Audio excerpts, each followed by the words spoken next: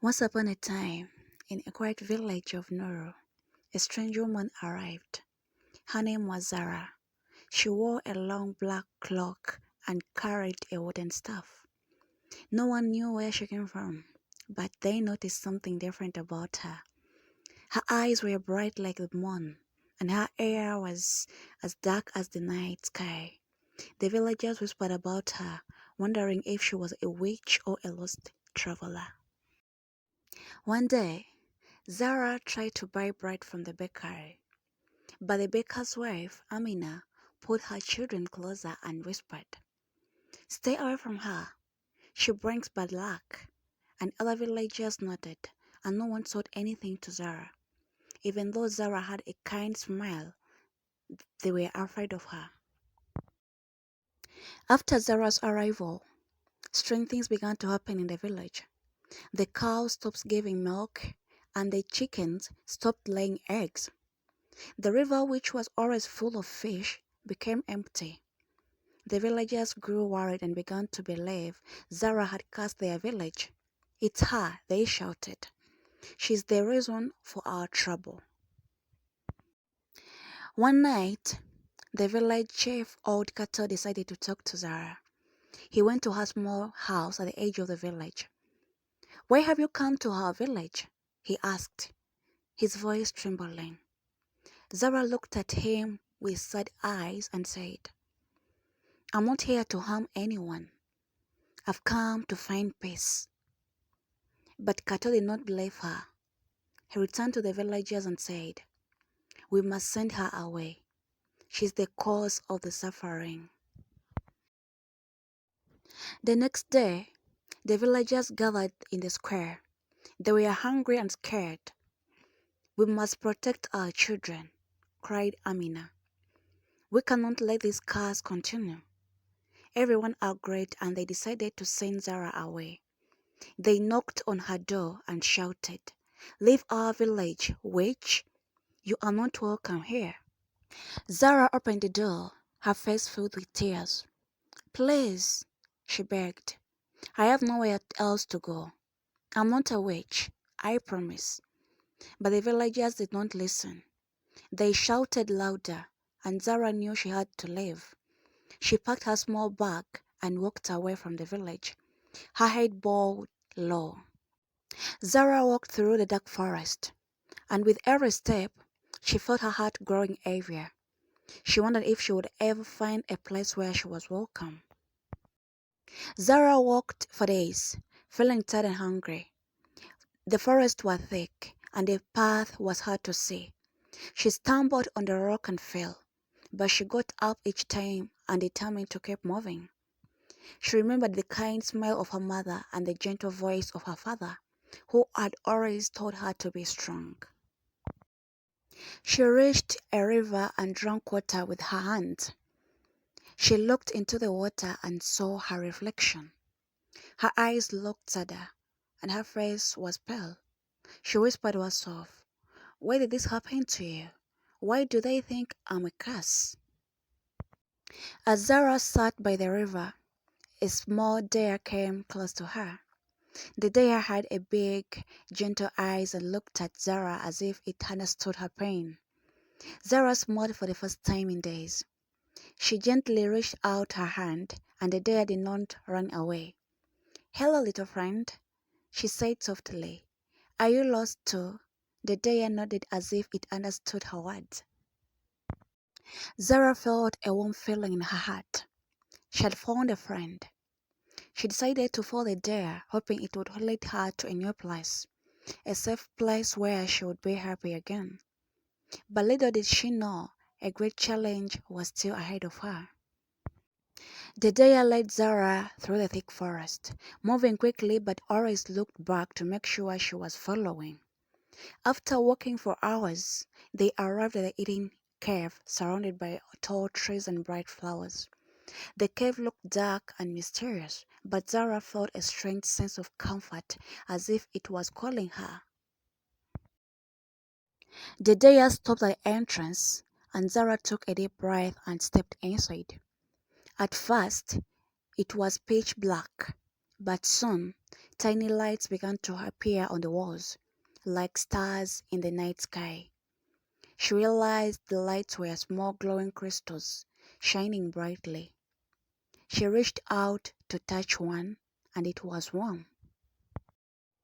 As she went deeper into the cave, Zara heard a soft whispering sound. She followed the sound until she reached a large stone. On the stone, there was an old book, covered in dust. Zara carefully opened the book and saw strange symbols and drawings.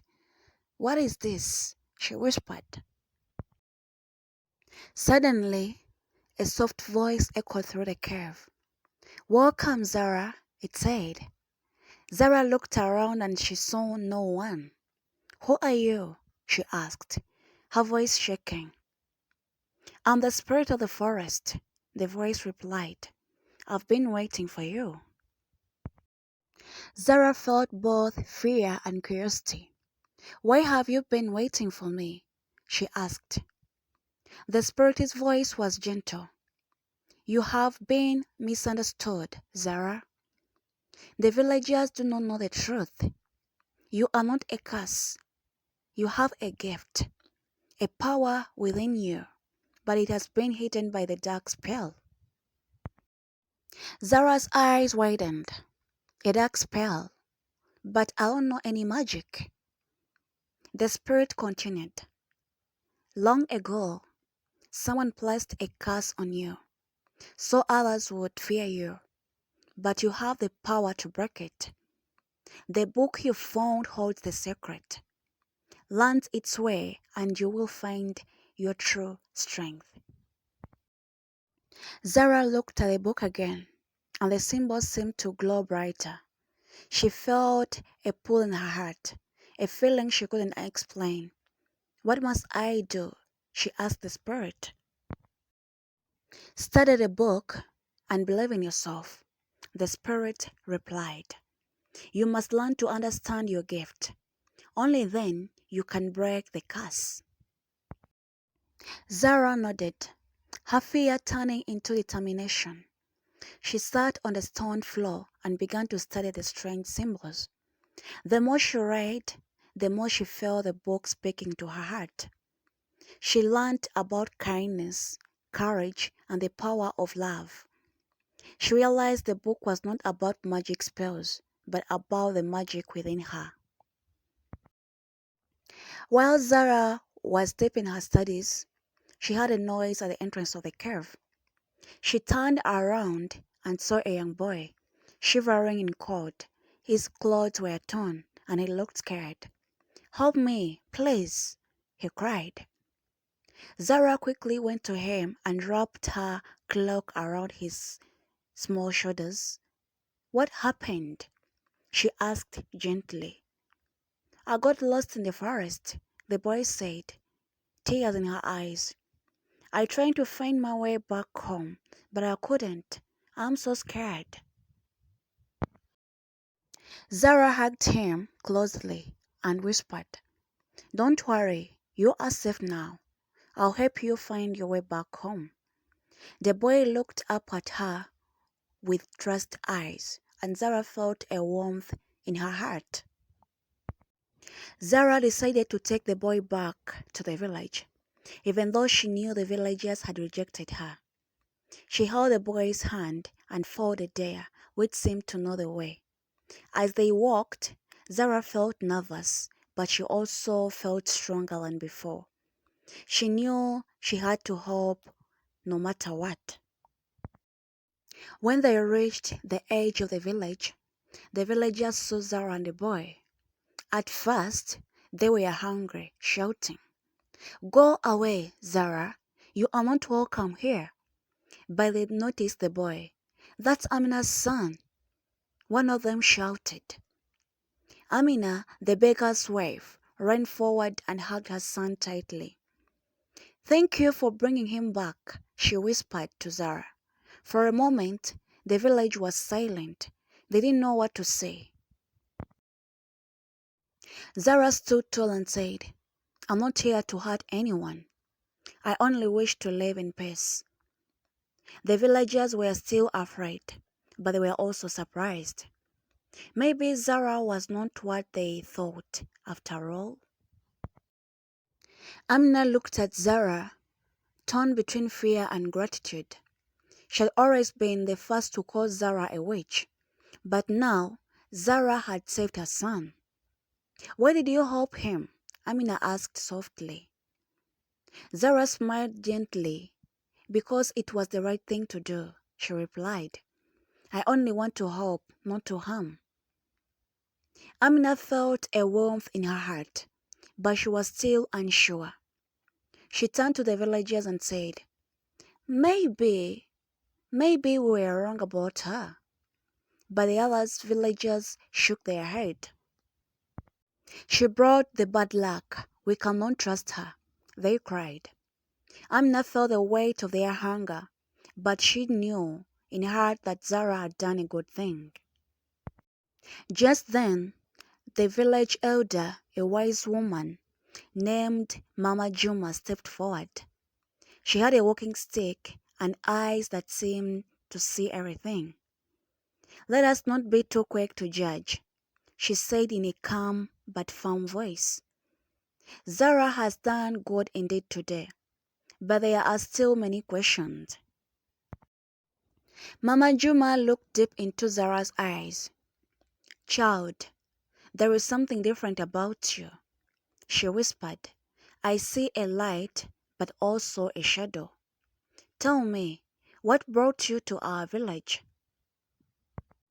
Zara took a deep breath and told her story. The curse, the rejection, and the book in the cave. She spoke with honesty, but her voice trembled with the weight of her words. The villagers listened quietly, some still suspicious, but others curious. Mama Juma nodded slowly. "If what you said is true, then you must prove it. There is a test you must pass to show your heart is pure." Zara's eyes widened, but she nodded. "I'll do whatever it takes," she said bravely. Mama Juma took a pouch from her waist and sprinkled some fine white powder into the bowl. "This is the taste of truth," she explained. "You must drink this and it will show if your heart is good or filled with evil." Zara took the bowl with shaking hands. She looked at the villagers, then back at Mama Juma. She closed her eyes, took a deep breath, and drank the liquid. The villagers gossiped, waiting to see what would happen next. For a moment, nothing happened. Then Zara began to feel a strange sensation. Her body felt light and her head felt dizzy. She could hear whispers in her ears, like a wind talking to her. She swayed on her feet and villagers watched, holding their breath. Suddenly, a bright light surrounded Zara. The villagers gossiped and stepped back, their eyes widened with fear and wonder. The light grew brighter and brighter, and then just suddenly it disappeared. Zara felt on her knees, but she felt calm. "What does it mean?" she whispered. Mama Juma smiled kindly. "It means you speak the truth. Your heart is pure, but there is still much you don't know."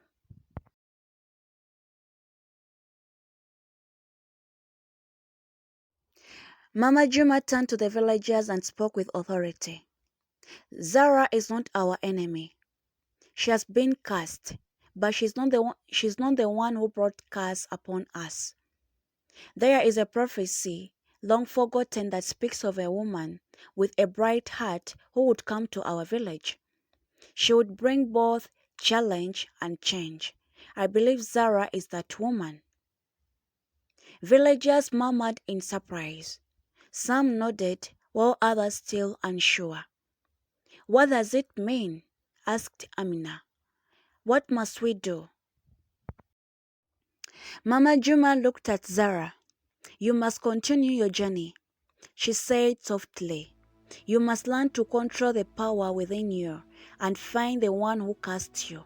Only then you can lift the darkness that hangs over us all.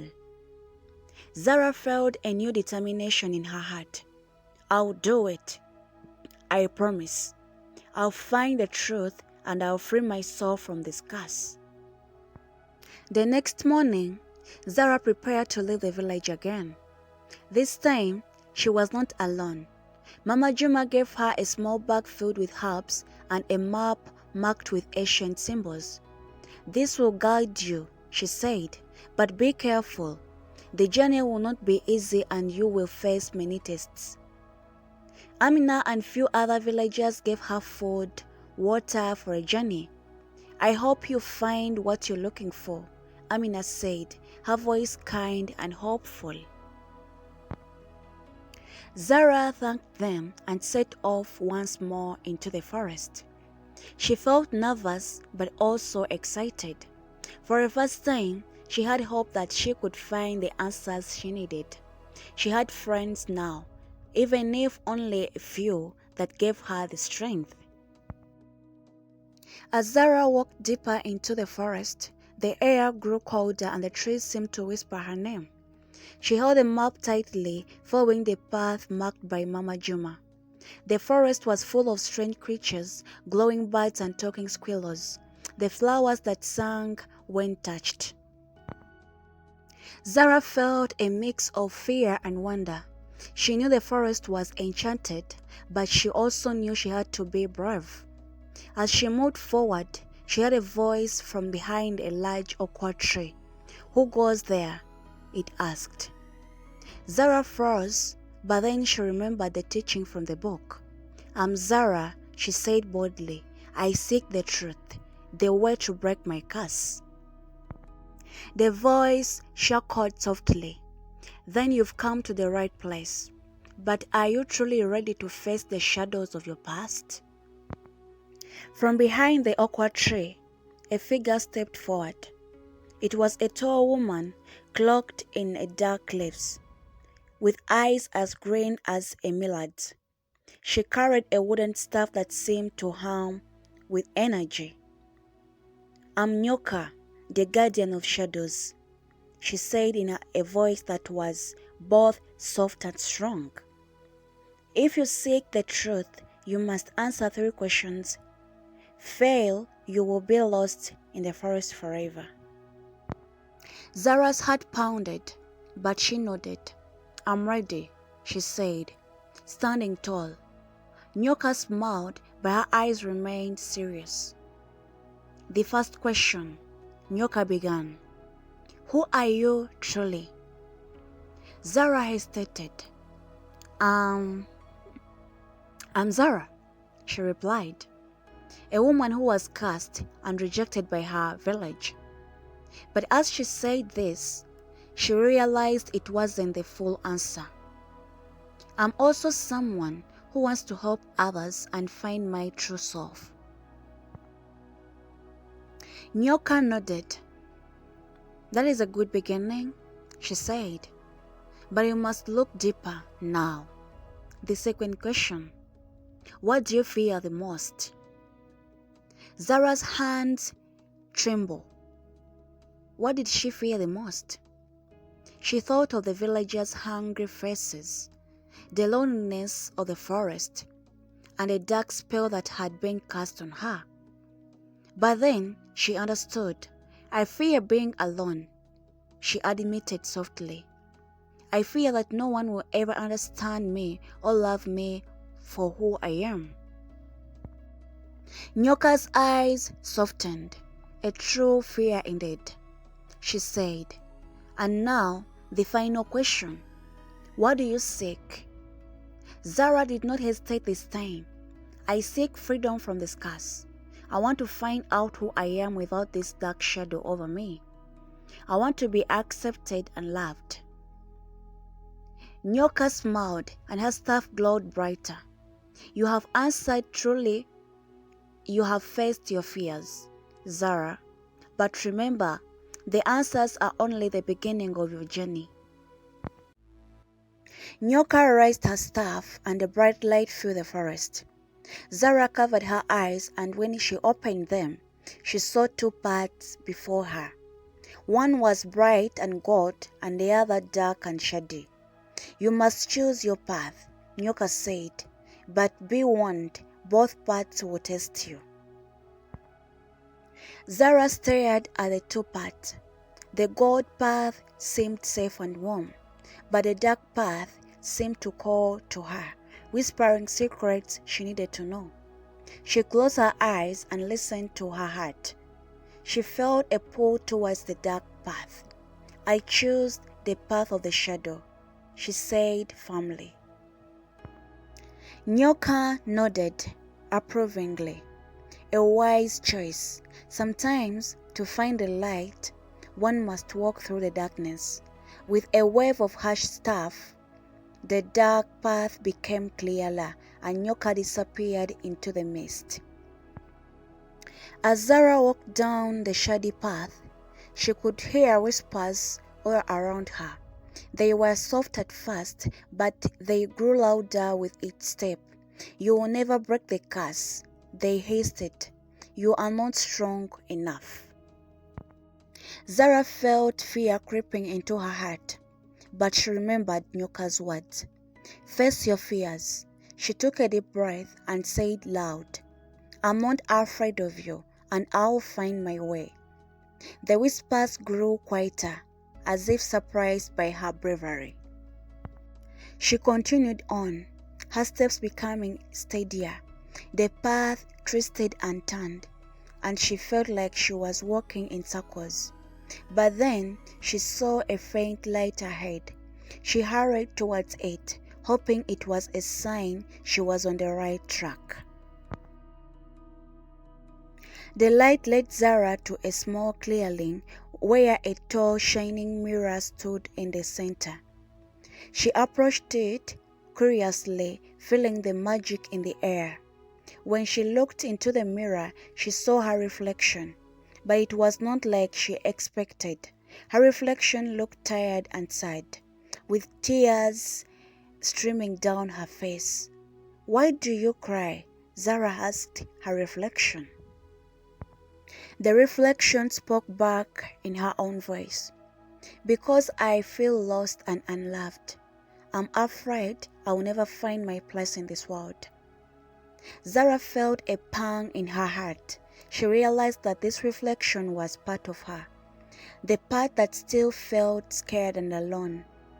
She reached out and touched the mirror. "It's okay to feel lost," she whispered, "but we are not alone anymore. We have strength inside us. We have hope." As she spoke, her reflection changed. The tears disappeared, and a small smile appeared. The light around the mirror grew brighter, and Zara felt a warmth in her heart. The mirror began to fade, leaving a glowing path ahead. Zara followed the new path, feeling lighter and braver. She came upon a small cottage with smoke curling from the chimney. She knew this was where her journey had to lead her. She knocked on the door, and an old woman opened it. The woman had kind eyes, but Zara could sense a hidden strength within her. "Come in, child," the old woman said softly. "I've been expecting you." Zara stepped inside and saw the walls covered with strange symbols, the same symbols she had been seeing in the book. "Who are you?" Zara asked. The woman smiled. "I'm Layla, the keeper of the old ways. I know who cast you, Zara, and I know why." Zara's heart raced. "Please, tell me," she begged. Layla nodded and began to explain.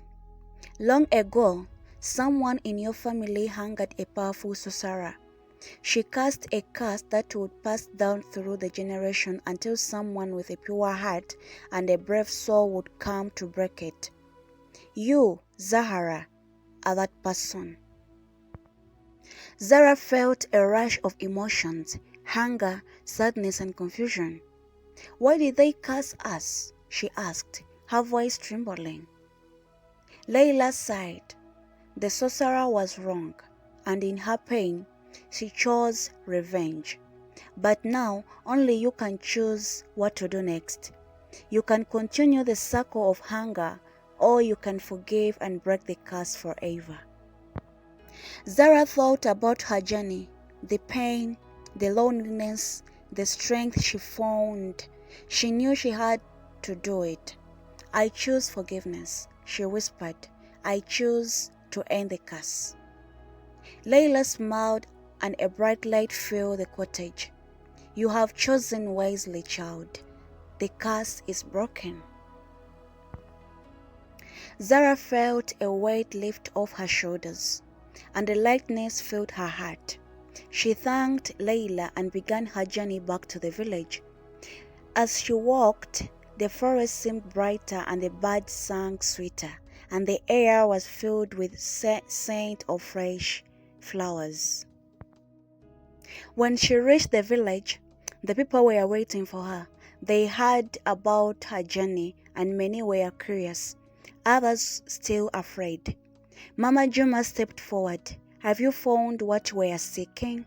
she asked. Zara nodded, her smile wide. "Yes, and I have broken the curse. I only asked for a chance to prove that I'm not your enemy, but your friend." The villagers murmured around themselves, unsure what to believe. But Amina stepped forward and said, "She saved my son. She's not a curse but a blessing."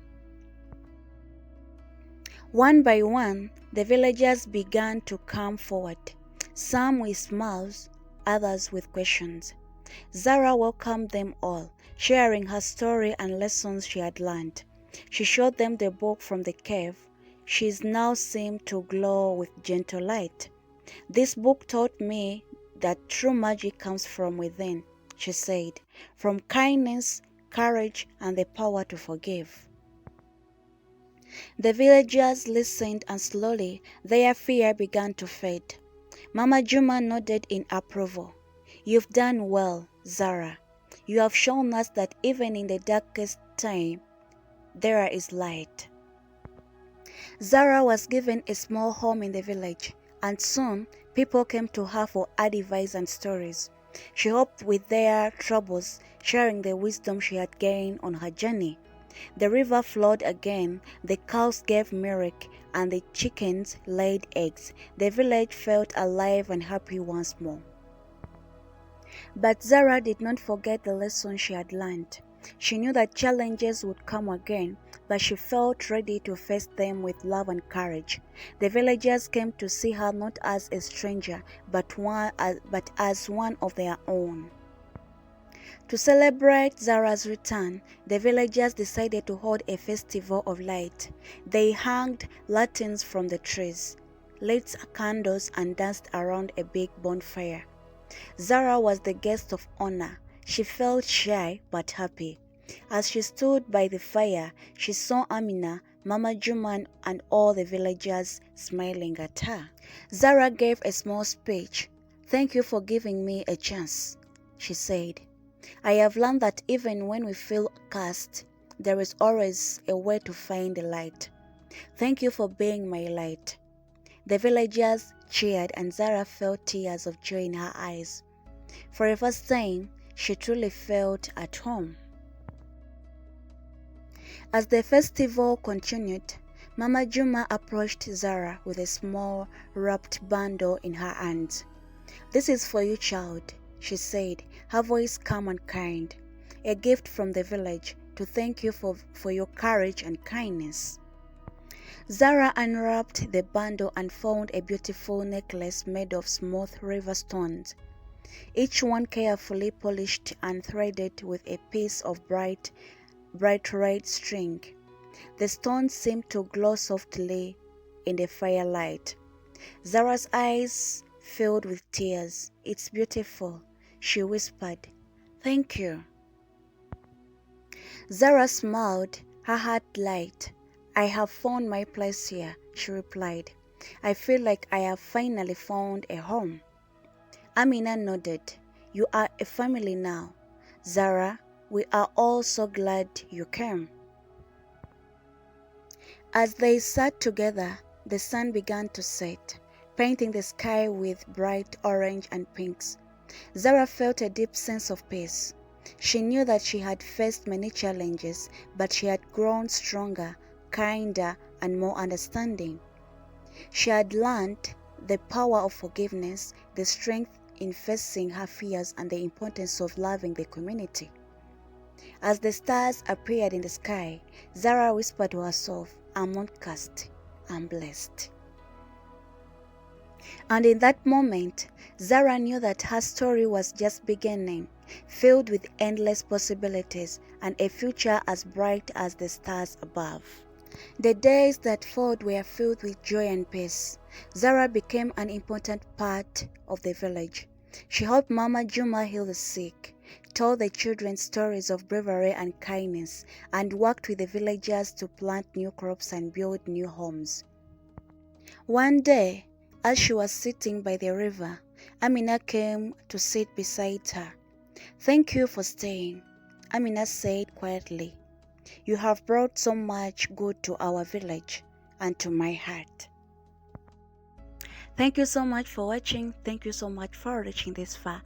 Kindly, always be kind. Don't judge anyone by his or her looks.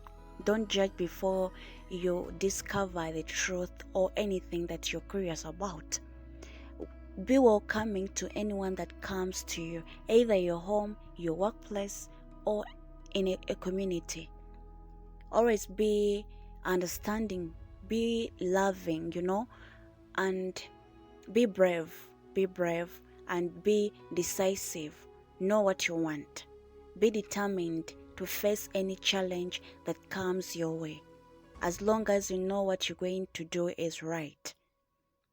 This character has showed us to be brave and fight for what fully ours. So leave something in the comment section. Subscribe if you've not yet subscribed to this channel, and please don't forget the notification bell, and leave something in the comment section. Like this video, share it so that a friend and a friend and a friend can hear or listen to this lovely story. So this is the end of it, and bye bye. See you in my next video, and I believe that you've liked it and you've learned something out of it.